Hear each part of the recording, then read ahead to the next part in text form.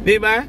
Binigyan kayo ng tamang oras, panahon to deliberate. Kaya lang kung ano-ano yung pinag-uusapan ninyo, hindi man kayo tumutok dito sa economic amendments. Ang ginagawa ninyo, investigasyon ng alleged vote buying or signature buying doon sa People's Initiative. Wala na nga yung People's Initiative na.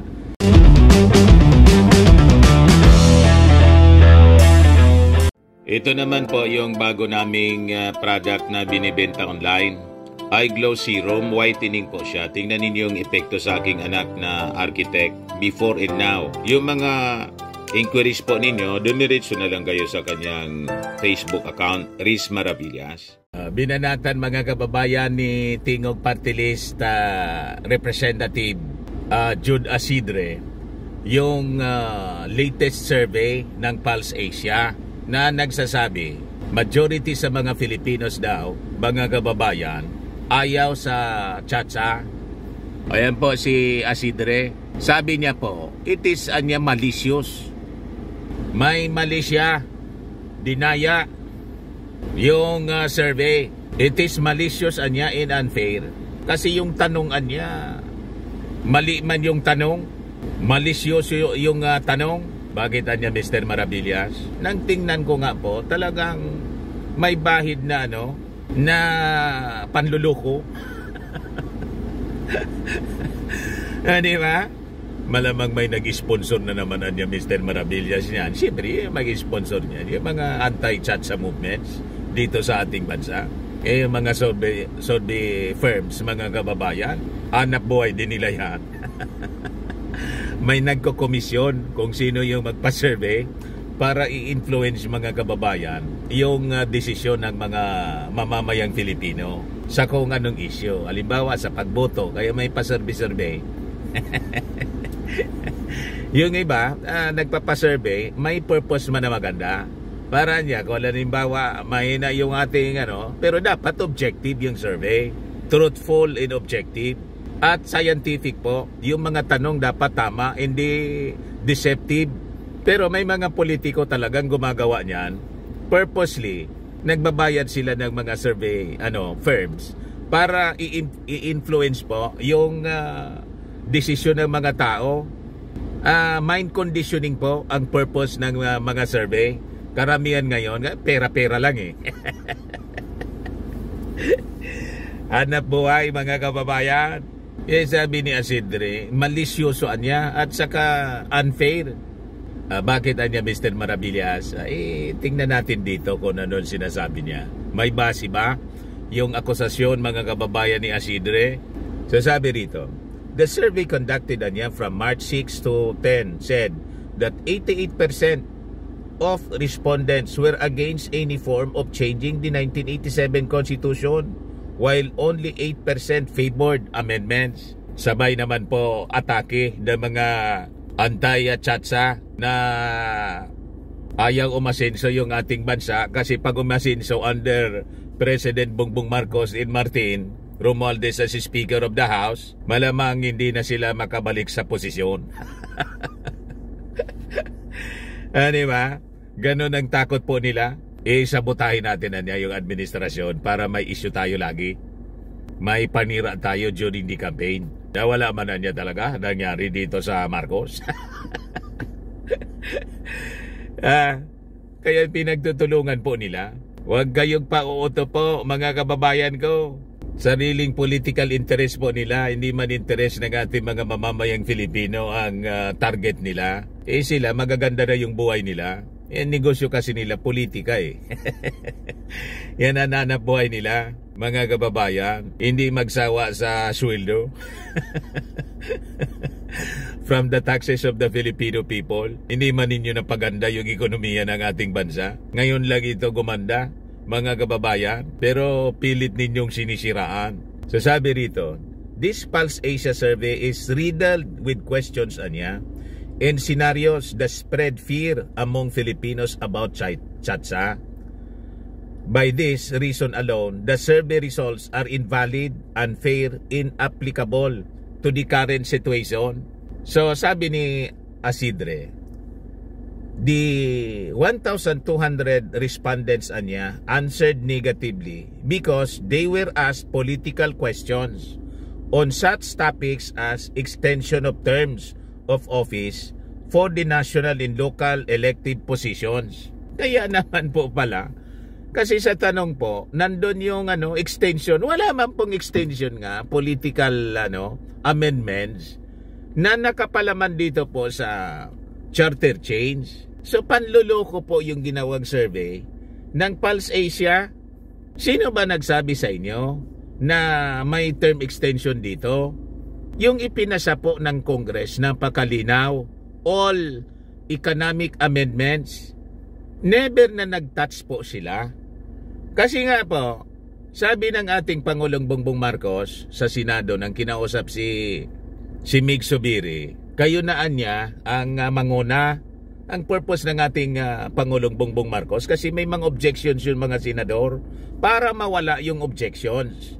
Mawala ng rason sila na kontrahin ang tsatsa, kasi lagi pong sinasabi ng mga senador na ayaw nila ng ganon, na itouch yung politika. O di kayo na niya yung gumawa. And you lead sa Senado niya. And the Congress will just adapt.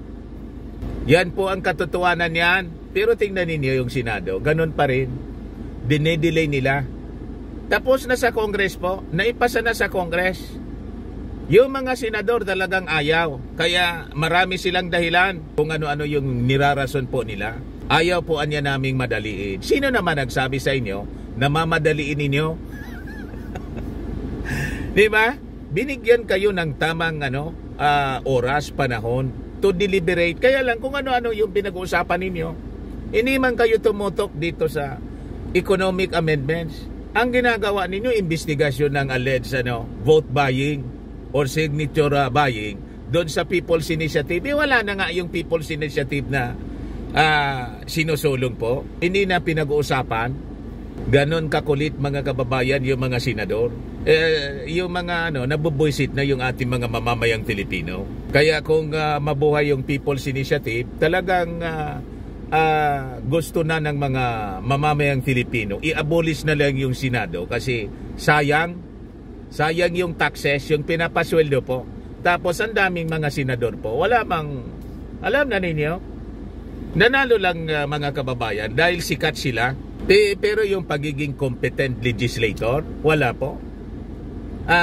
Magagaling lang mga kababayan yung tinatawag pong grandstanding, pabida.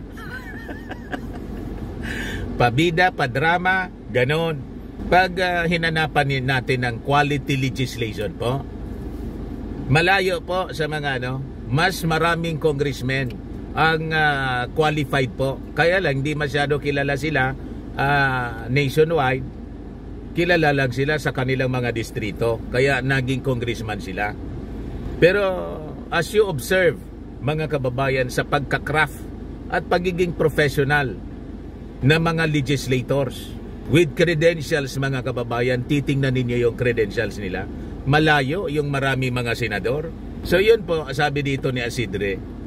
Kasi yung topic nandun sa extension of term. Kaya naman pala maraming nagsabing no, kontra kami sa tsatsa. Kasi yung tanong ninyo malayo sa katotohanan. Sabi rito, marami yung nagsabi na kontra sila because they were asked political questions on such topics as extension of terms of office for national and local elected positions, shift from a bicameral and unicameral legislature, changing the system of government from presidential to parliamentary, as well as changing the present unitary system into a federal one. Kaya marami yung nagkontra po kasi hinaluan ng politika, economic provisions man lang yun. Yung survey po, panloko, madaling sabi po. Niloloko yung mga tao, harap-harapan na panloko po. That's because these political themed amendments are not on resolution of both houses anya. Number 7, sabi ni Isidre, which seeks to ease the restrictions on the economic provisions of the charter.